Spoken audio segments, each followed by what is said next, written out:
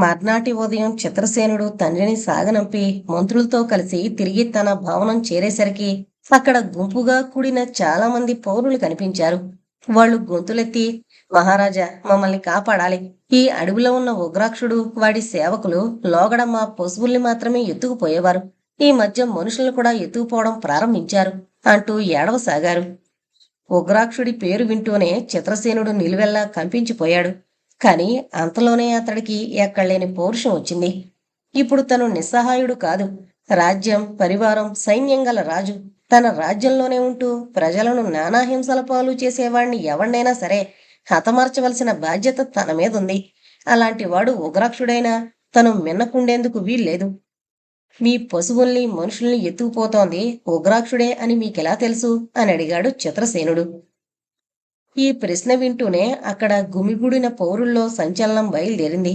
కొంతసేపటికి నలుగురు పౌర నాయకులు ముందుకొచ్చి, మహారాజా, ఉగ్రాక్షుడు గాని అతడి సేవకులు గాని పశువుల్ని ఎత్తుకుపోతూ ఉండగా చూసిన వారు చాలా మంది ఉన్నారు. కాని మనుషుల్ని అపహరించడం కళ్ళారా చూసిన వారు మాత్రం లేరు. నరమాంస భక్షకులైన రాక్షసులకు తప్ప ఇతరులకు మానవ మాతృల్ని అపహరించవలసిన అవసరం ఎందుకు కలుగుతుంది అన్నారు. పౌర నాయకులిచ్చిన ఈ జవాబు చిత్రసేనుడికి కొంత ఆశ్చర్యం కలిగించింది.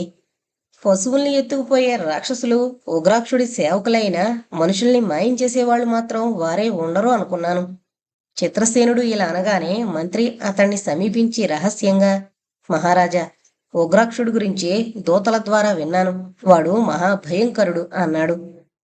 చిత్రసేనుడు అక్కడి నుంచి భవనంలోకి వెళ్లేందుకు మెట్లెక్కుతూ, వాడు భయంకరుడే కావచ్చు, అలాని ఆ రాక్షసుడు మన ప్రజల ధన ప్రాణాలకు నష్టం కలిగిస్తుంటే చూస్తూ ఊరుకుంటామా? సేనానాయకుడెక్కడా అని అడిగాడు.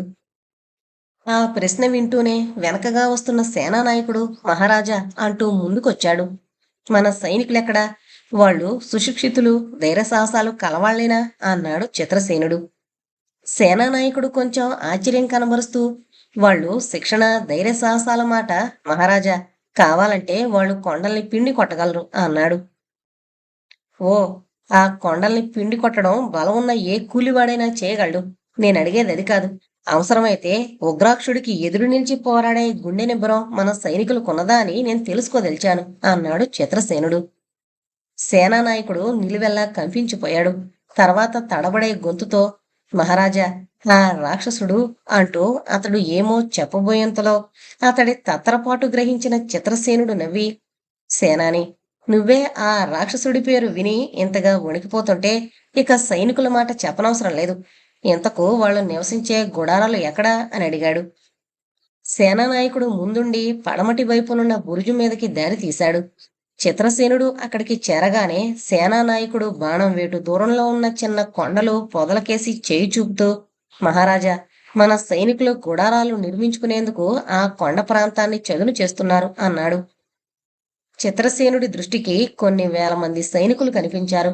వాళ్లల్లో ప్రతి ఒక్కడూ పొలుగు పారా పుచ్చుకుని ఎగుడు దిగుడుగా ఉన్న కొండ ప్రాంతాన్ని తవ్వి పూడ్చి దాన్ని సమతలం చేసేందుకు ఎంతో కష్టించి పనిచేస్తున్నారు. వాళ్లను చూస్తూనే చిత్రసేనుడు తను అర్ధబలమే కాక చాలా అంగబలం కూడా ఉన్న రాజునని తెలుసుకుని గర్వపడ్డాడు. అతడి మనసులో తనకెంత మేలు చేసిన సిద్ధుణ్ణి తలుచుకుని చెప్పలేనంత కృతజ్ఞతాభావంతో తల వంచాడు. మహారాజా, ఆ రాక్షసి ముఖం మీద మన సైన్యాన్ని ఉపయోగించే ముందు మనం ముందు వెనకలు బాగా ఆలోచించవలసి ఉంటుంది అన్నాడు మంత్రి. మన సైన్యాన్ని ఆ రాక్షసగణం మీదకి యుద్ధానికి పంపాలని నాకు లేదు. నేనే స్వయంగా ఆ ఉగ్రాక్షుడితో మాట్లాడి చూస్తాను అంటూ చిత్రసేనుడు సేనానాయకుడి కేసి తిరిగి, అతడు ఉండే చోటు నీకు తెలుసా అని ప్రశ్నించాడు. మన చారుల ద్వారా వాడుండే కోట ప్రాంతం తెలుసుకున్నాను మహారాజా, కాని తమరు ఒంటరిగా వాడితో అంటూ నీళ్లు నమిలాడు సేనాని. నేను ఒంటరిగా అతడి కోటకు వెళ్ళబోవడం లేదు. అక్కడికి దారి చూపేందుకు నా వెంట కొద్దిమంది సైనికులుంటారు. రాదలిస్తే నువ్వు రావచ్చు అన్నాడు చిత్రసేనుడు. మహారాజా, ఎంత మాట! మీకోసం నేనే కాక ప్రతి ఒక్క సైనికుడు ప్రాణాలైనా వదలడానికి సిద్ధంగా ఉన్నాం అన్నాడు సేనానాయకుడు. ఆ తర్వాత కొంతసేపటికి చిత్రసేనుడు కొద్దిమంది సైనికులు సేనానాయకుడిని వెంటబెట్టుకుని ఉగ్రాక్షుడి నివాస స్థానానికి బయలుదేరాడు. ఆ రాక్షసుడు ఉంటున్న చోటు ఎరుగున్న చారులు కొందరు ముందు దారి చూపుతూ నడిచారు. సరిగ్గా మిట్ట మధ్యాహ్నం వేళకు అందరూ అడవిలో చాలా దూరం నడిచి ఉగ్రాక్షుడుండే కొండ సమీపించారు. కొండ దిగునున్న అడవిలో ఉగ్రాక్షుడి సేవకులైన కొందరు రాక్షసులు చిత్రసేనుణ్ణి అతడి వెంటున్న పరివారాన్ని చూసి పట్టరాని ఆనందంతో పొట్టలు చెక్కలయ్యేలా నవ్వుతూ, ఆహా, ఈ నరమానవులు ఎంత బుద్ధిమంతులు! మనకు మన యజమానికి ఆహారం అయ్యేందుకు పనిగట్టుకునేంత దూరం నడిచొచ్చారు అన్నాడు. మీ నాయకుడికి నేను వస్తున్నట్టు చెప్పండి. నా పేరు చిత్రసేనుడు అని చిత్రసేనుడు ఆ రాక్షసులకు చెప్పాడు. ఈ మాటలు వింటూనే రాక్షసులు మరింత బిగ్గరగా నవ్వారు. నరమాంసమంతా ఒకే రకం రుచి. నీ మాంసం ఎక్కువేమిటి? నీ దుస్తులవి చూస్తుంటే చాలా విలువైనవిలా కనబడుతున్నాయి. నువ్వు కొంపదీసి రాజువా ఏం అని అడిగారు వాళ్ళు. అవును, రాజునే. చిత్రసేన మహారాజును. ఇంకా అధిక ప్రసంగం చేస్తే తాట ఒలుస్తాను. ఇక్కడికి 4-5 ఆమడల దూరంలో అడవి మధ్యనున్న భవనం సంగతి మీకు తెలుసా అన్నాడు చిత్రసేనుడు కోపంగా. ఆ భవనం పేరు వింటూనే రాక్షసులు తత్తరబిత్తరపడుతూ, ప్రభో, మన్నించండి. మా నాయకుడు మిమ్మల్ని గురించి చెప్పాడు. మాకు ముందు ముందు కాబోయే మహానాయకుడిని మీరే పంపుతారట. రండి, దయచేయండి. మా నాయకుడు కోటలోనే ఉన్నాడు అంటూ చిత్రసేనుడికి అతడి పరివారానికి అడుగులకు మడుగులొత్తుతూ ఉగ్రాక్షుడి కోటకేసి దారి తీశారు. ఉగ్రాక్షుడు నివసించే కోట చాలా విచిత్రమైంది. అతడు అడవి మధ్యనున్న ఒక చిన్న కొండను తొలిపించి అందులోనే గదులు, ద్వారాలు, బురుజులు అన్నీ ఏర్పాటు చేయించుకున్నాడు. కోట చుట్టూ ఉన్న ఎత్తైన గోడ, దాని మీద 4 దిక్కులా ఉన్న పెద్ద బురుజులు, దాని ముఖద్వారం అంతా ఒకే రాతితో మలచబడింది. యుద్ధం చేసి రాక్షసుడి కోటను పట్టదలిచిన మానవమాతృడు ఎవడైనా ఉంటే అది సాధ్యమయ్యే పని కాదు. మరో రాక్షసుడైనా దాన్ని ఆక్రమించుకోవడం దుస్సాధ్యం. చిత్రసేనుడు ఈ వింత కోటను ఆశ్చర్యంగా చూస్తూ ముఖద్వారం దాటి లోపల ప్రవేశించగానే ఉగ్రాక్షుడి వికటాటహాసం వినపడింది. అతడు తన గృహం ముందున్న ఒక ఎత్తైన రాతి ఆసనం మీద కూర్చునున్నాడు. ఓ చిత్రసేన, ఏడి నువ్వు వాగ్దానం చేసిన నీ జ్యేష్ఠపుత్రుడు ఎక్కడా అంటూ ఉగ్రాక్షుడు అందర్నీ కలిగి చూశాడు. ఉగ్రాక్ష, నీకేమైనా మతి చాంచల్యం కలిగిందా? నిన్నగాక మొన్ననే కదా నేను నీకు వాగ్దానం చేసింది. అప్పుడే 18 ఏళ్లు గడిచాయని ఎలా అనుకున్నావు అన్నాడు చిత్రసేనుడు. చిత్రసేనుడి మాటలకు ఉగ్రాక్షుడు మరింత బిగ్గరగా నవ్వాడు. రాక్షసుడు మతిలో ఉన్నప్పుడే మానవజాతికి మహాభయంకరుడు. అలాంటప్పుడు మతి చెడు పిచ్చెత్తడం జరిగితే మానవజాతే నశించిపోతుంది అన్నాడు ఉగ్రాక్షుడు.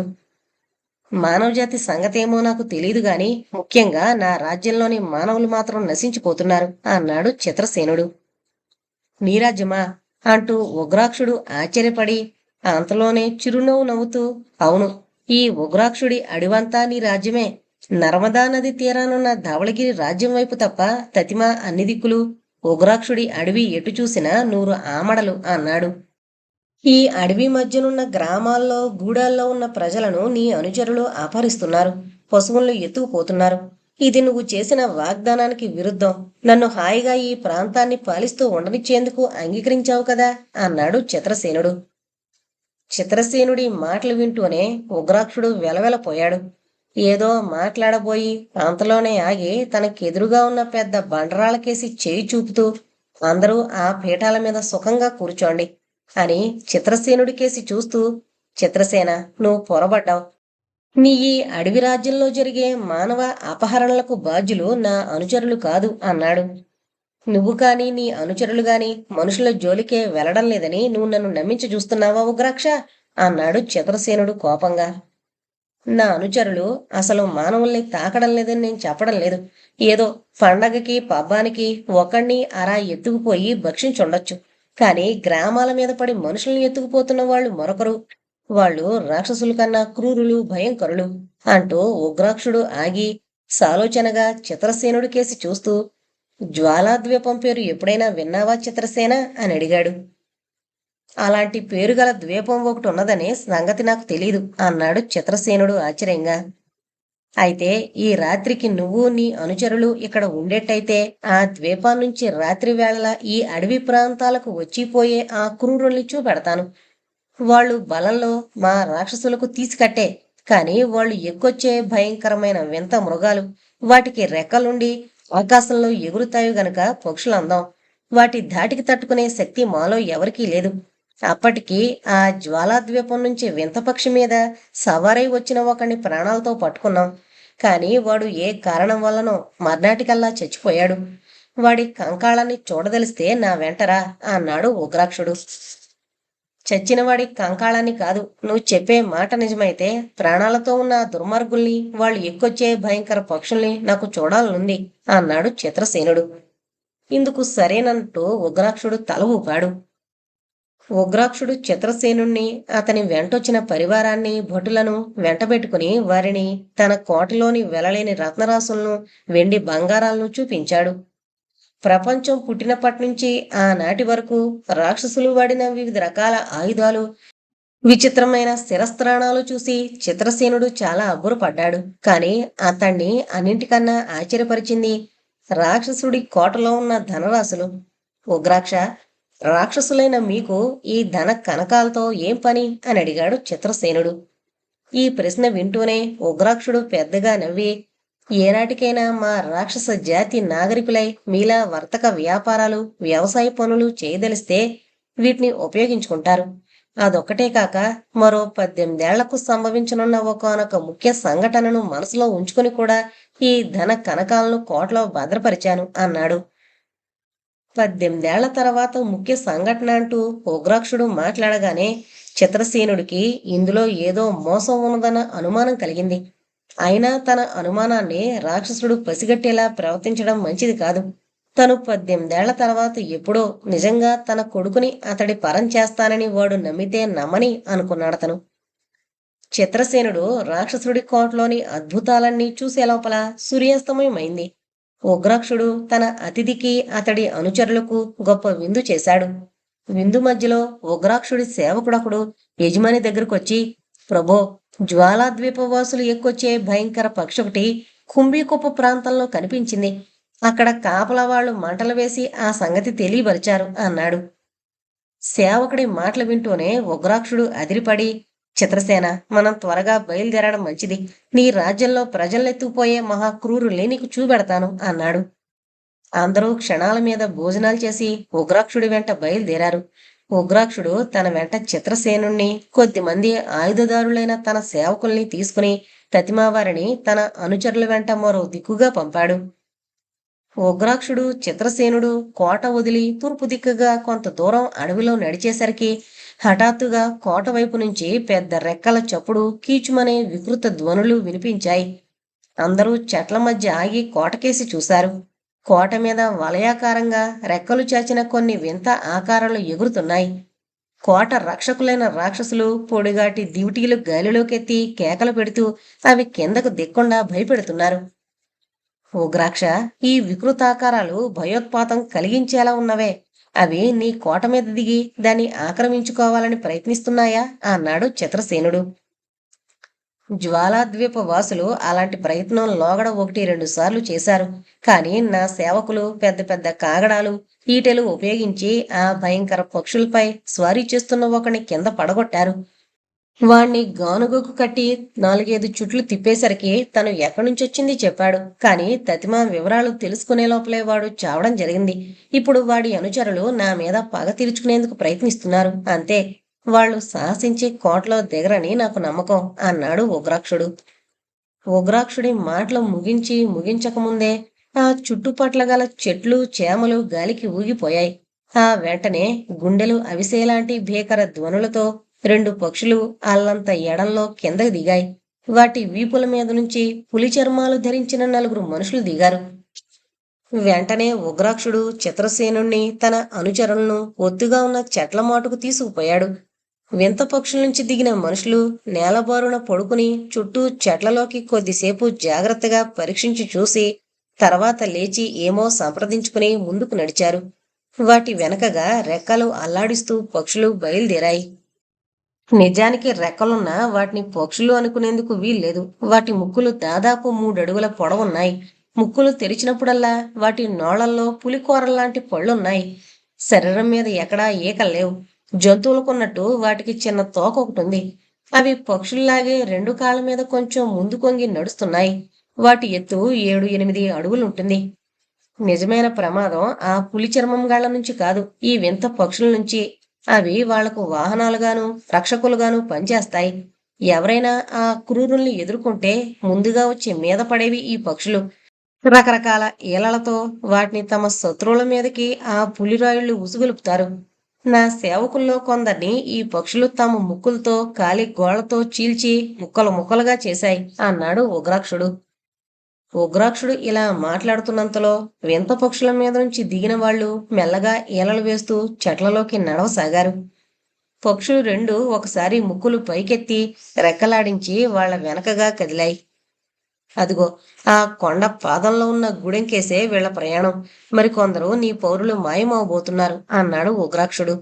అయితే మనం చూస్తూ ఊరుకోవలసిందేనా అన్నాడు చిత్రసేనుడు. ఆ అంతకన్నా చేసేదేముంది? వాళ్ళ వెంట ఆ భయంకర పక్షులుండగా మనం చేయగలిగిందేమీ లేదు. ఆ ద్వీప వాసులు ఒంటరిగా దొరికితే నా బొట్నం వేలుతో నొక్కి చూర్ణం చూర్ణం చేయగలను అన్నాడు ఉగ్రాక్షుడు కోపంగా. ఇంతలో ఉగ్రాక్షుడు చిత్రసేనుడు నిలబడున్న చెట్టు మీద నుంచి చెవులు గింగిర్లెత్తేలా గొడ్లగుబోకు టరిచింది. ఆ అరుపు వింటూనే పులిరాయుళ్లు చప్పున వెనుతిరిగారు. వాళ్ల చేతుల్లోని బరిసెలు చీకట్లో తళతళ మెరిశాయి. భయంకర పక్షులు కూడా పెద్దగా ముక్కులు తెరిచి వికృతంగా కూత పెట్టాయి. ఇక్కడెవరో ఉన్నట్టు వాళ్ళు పసిగట్టారు అన్నాడు ఉగ్రాక్షుడు. ఆ వెంటనే తన సేవకుల్ని దగ్గరకు పిలిచి రహస్యంగా ఏమో చెప్పాడు. వాళ్ళు రెండు ముఠాలుగా చీలి వెళ్లిపోయారు. మరుక్షణం భయంకర పక్షులు ముక్కులు సాచి ఉగ్రాక్షుడు చిత్రసేనుడు ఉన్న చోటుకు పరిగెత్తి రాసాగాయి. వాటి వెనకగా పులి చర్మం ధరించిన వాళ్ళు బరిసెలు ఊపుతూ ముందుకు దూకుతున్నారు. చిత్రసేనుడు కత్తి దూశాడు. ఉగ్రాక్షుడు దిక్కులు పెకటిల్లేలా రంకెవేసి తన చేతిగల రాతిగద జుళిపిస్తూ కుప్పించి ముందుకు దూకాడు. అతడు రాతిగదతో తల మీద బలంగా కొట్టేసరికి ఒక భయంకర పక్షి పక్కకు పడిపోయింది. కాని రెండోది అతడి కుడి భుజాన్ని కాళ్లతో గట్టిగా తన్నుతూ ముక్కుతో బలంగా తల మీద పొడిచింది. అదే క్షణంలో ఉగ్రాక్షుడి సేవకులైన రాక్షసులు గుండెలు అదిరేలా అరుస్తూ వెనక నుంచి రెండు ముఠాలుగా వచ్చి పులి చర్మాలు ధరించిన వాళ్ల మీద పడ్డారు. అదే అదనుగా చిత్రసేనుడు కూడా ముందుకు లంఘించి తన కత్తితో ఒక శత్రువును అడ్డంగా నరికాడు. ఆ తర్వాత క్రూరాతి క్రూరమైన పోరు ప్రారంభమైంది. ఉగ్రాక్షుడు తనకు తగిలిన గాయాలను సరుకు చేయక భీకరంగా రంకెలు వేస్తూ తన చేతగల రాతి గదతో భయంకర పక్షులను మోదసాగాడు. అవి అతడి దెబ్బలను తప్పుకుంటూ పక్కకెగిరి అంతలోనే వచ్చి అతడి మీద కలబడసాగాయి.